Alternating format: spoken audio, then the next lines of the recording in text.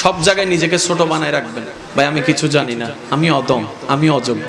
আপনি এদিকে নিজেকে ছোট বানাতেই থাকবেন, আপনার রব আপনাকে তুলতেই থাকবে, বড় বানাইতেই থাকবে। সুবহানাল্লাহ। আর একটু জোরে বলেন না সুবহানাল্লাহ। এবার আসেন সূরা বাকারা। বাকারা মানে গাবি, গাবিটা পশুর দলে। এবার কোরআনের সর্বশেষ সূরাটা খেয়াল করেন, সূরা নাস। নাস মানে মানুষ। মওলা পশু দিয়ে শুরু করলা, মানুষ দিয়ে শেষ করলা, ব্যাপার তো বুঝলাম না। রব্বে করিম বলে কোরআন এমন একটি কিতাব, সেটা শুধু সোয়াবের কিতাব নয়, এটাকে নেওয়ার মতো নিতে জানলে, লালন করার মতো করতে জানলে, তুমি পশু হইয়া অমানুষ হইয়া পড়া শুরু করবা, নেওয়া শুরু করবা, ওয়ান্নাস মানুষ হয়ে তুমি বের হবা। এটার নাম কোরআন।